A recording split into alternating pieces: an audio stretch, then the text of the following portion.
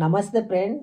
ఒక పోరంబక్ నా కొడుకు పాస్టరు వీడు ఏమంటున్నాడంటే, సీతమ్మ తల్లిని అవమానించినట్లు మాట్లాడుతూ ఏమన్నాడంటే, సీతమ్మ తల్లిని శ్రీరామచంద్రుడు ఎందుకు అరణ్యానికి పంపించాడు? ఆమెని ఎందుకు అగ్ని పరీక్ష చేయించాడు? అంటే వాడి ఉద్దేశం ఏమిటంటే, శ్రీరామచంద్రునికి అనుమానం వచ్చింది. రమణాసురుడు సీతమ్మ తల్లిని ఏమో అవమానం చేశాడు, ఆమెతోటి శరీరంగా కలిచాడు అనే ఉద్దేశము అనే డౌటు శ్రీరామచంద్రునికి వచ్చింది. కాబట్టి అతడు ఆమెని పరీక్షించడానికి, ఆమెని డౌట్ కలిగి అనుమానం కలిగి ఈమె సత్యవతో కాదో తెలుసుకోవడానికి అగ్ని పరీక్ష చేయించడంటనని ఒక అపనింద మోపుతున్నాడండి ఈ పాస్టర్. దయచేసి ఆలోచించండి ఈ సోదరులారా, ఈ వీడియో చూస్తున్న ప్రతి ఒక్కరు కూడా అలాంటి నింద, అలాంటి తప్పులు సీతమ్మ తల్లి ఎప్పుడు చేయలేదండి. ఎందుకంటే ఈ పాస్టర్ నా కొడుకులు పాస్టర్లు ఎవరండి? ఇలాంటి వాళ్ళు మా హిందుత్వం మీద పడే వేర్చే వారి గురించి చెప్తున్నానండి, అడ్డమైన వెధవల కోసం కాదండి. మా హిందూ జ్యోతులు కొట్టి మా హిందూ గ్రంథాలు ప్రకటించవలసిన అవసరత మీకేమొచ్చింది? మా హిందూ గ్రంథాల గురించి ఎత్తి చూపేటంత అవసరం మీకేమొచ్చింది? మీ బైబిల్ మీకు చేత కదా? మీ వాక్యం చెప్పడం మీకు చేత కదా? మీ పరిశుద్ధత గ్రంథం అంటారు కదా, ఆ బైబిల్ని ప్రకటించుకొని వాక్యం చెప్పుకోనండి. మా దేవులంతా రాళ్ళు, శ్రీరామచంద్రుడు ఇట్లాంటోడు అని అంటాడు. సో చాలా చక్కటి వివరణ నేను ఈ వీడియోలు ఇస్తాను. ఎవరు కూడా ఈ వీడియోని స్కిప్ చేసి చూడొద్దు, ఫస్ట్ నుండి లాస్ట్ వరకు చూడండి.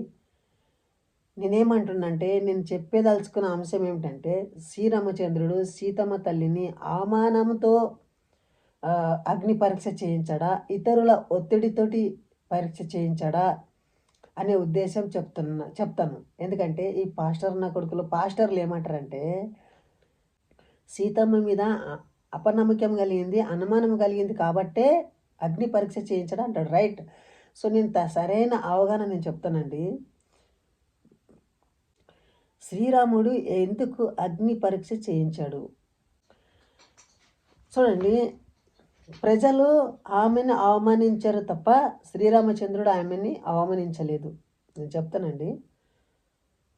రావణుడి చెరలో నుండి సీతమ్మను తిరిగి తెచ్చాక ప్రజలు సీతమ్మ రాక్షకుడి అంగంలో చాలా కాలం ఉన్నారు.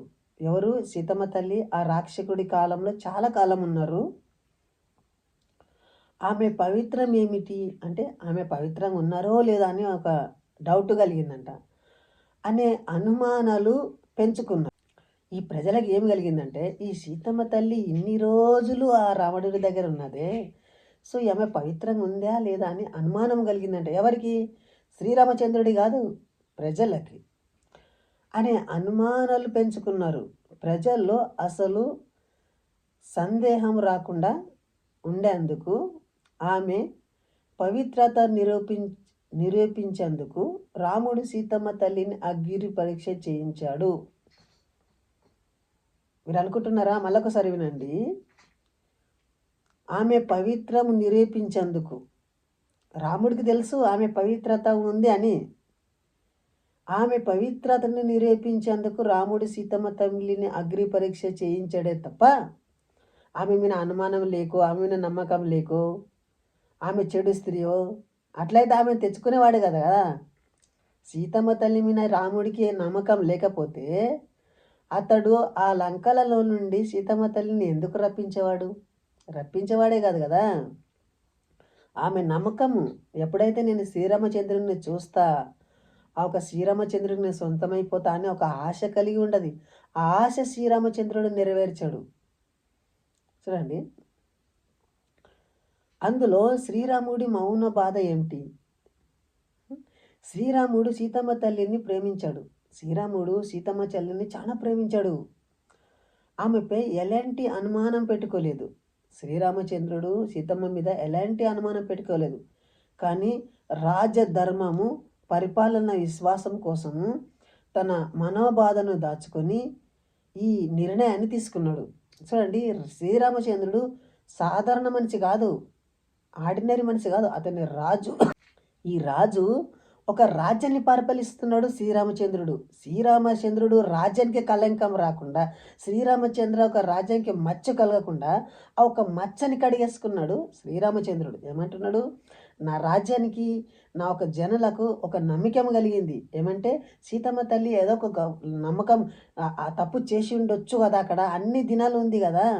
మరి మాకెట్లా రుజువు?